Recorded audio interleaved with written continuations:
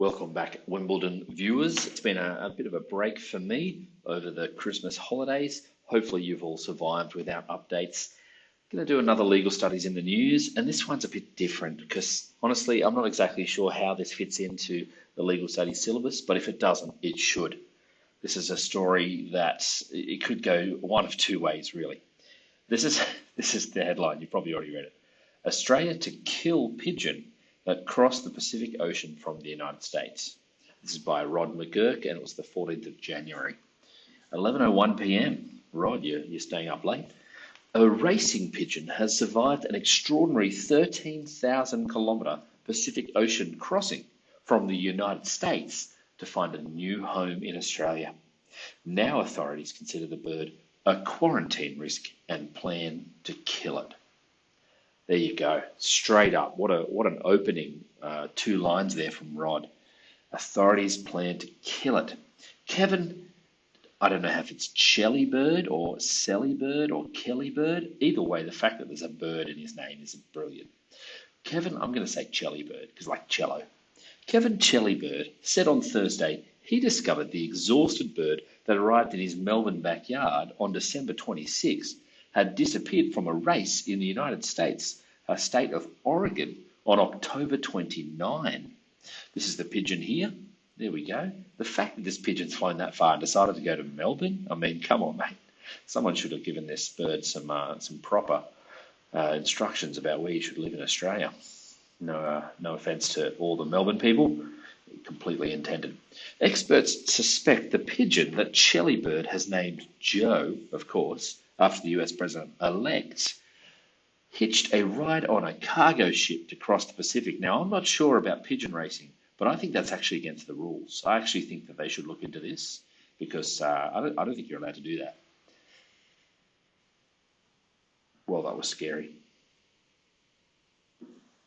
Joe's feat has attracted the attention of the Australian media, but also of the notoriously strict Australian Quarantine and Inspection Service. Now, if this was a novel, these guys would be the antagonist.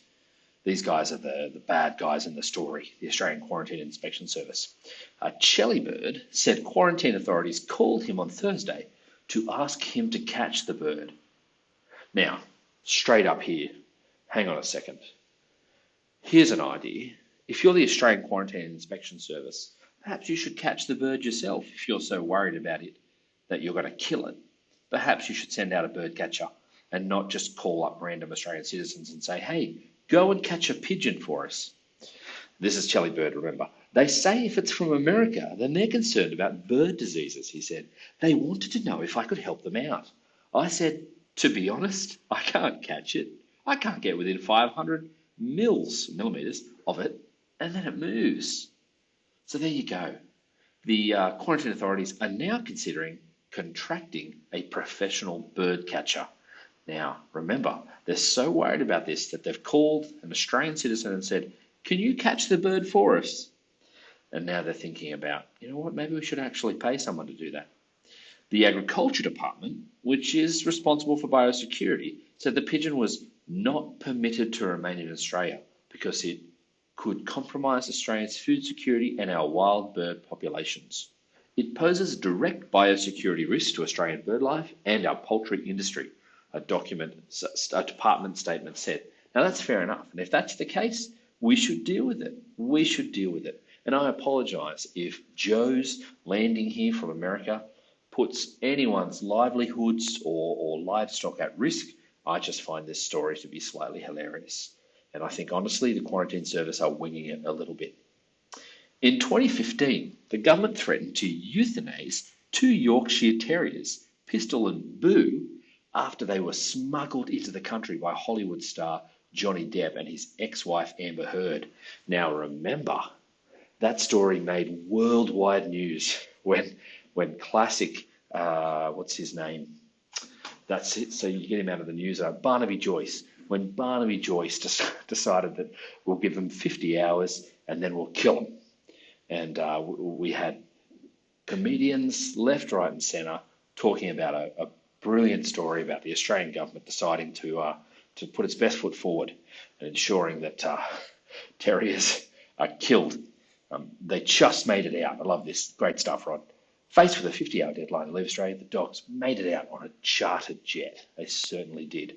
And honestly, I think how this story ends for these two, probably, the Australian government came out best out of that story.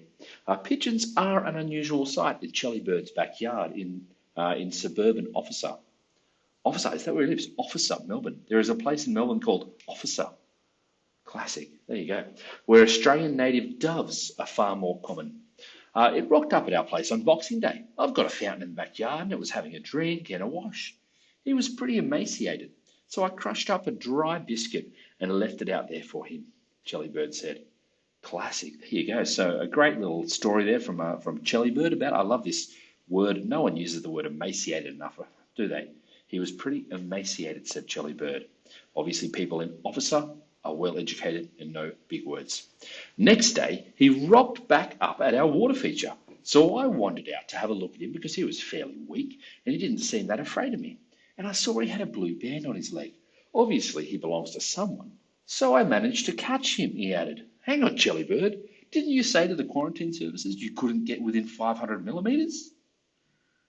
What's going on here? To be honest, I can't catch it. This story is taking on a whole new level now, Chelly Bird. I don't know if we can believe your story. So you managed to catch him.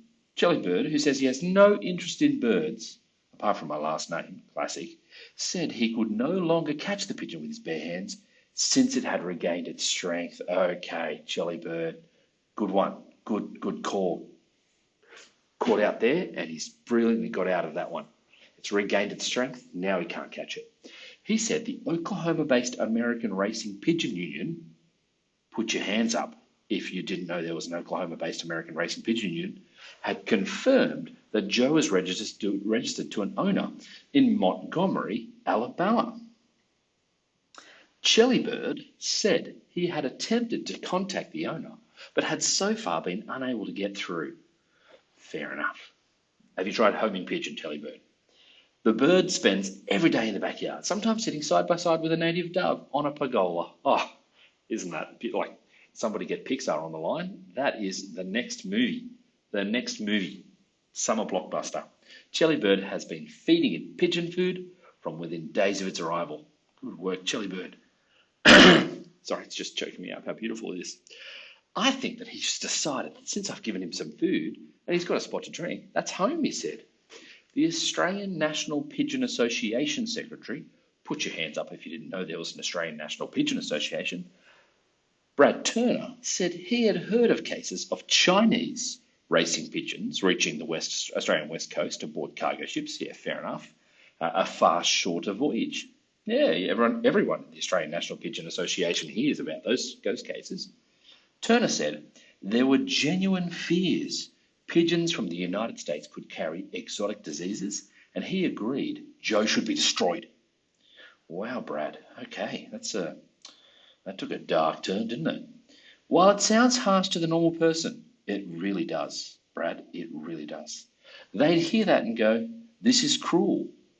Yeah, they would, Brad. Like, I'm sitting here thinking, hang on a second, we've got a whole bunch of American people with deadly diseases as well, and we put them in hotel quarantine. Why can't we send a catcher out and chuck Joe in some nice little cage, give him a native dove to sit with, and feed him and send him back? And everything else, he continues, I think you'd find that AQIS, remember that, the bad guys in this story, and those sort of people, Brad, I'm not sure who AQIS and those sort of people are, they would give their wholehearted support for the idea that Joe should be destroyed. Wow.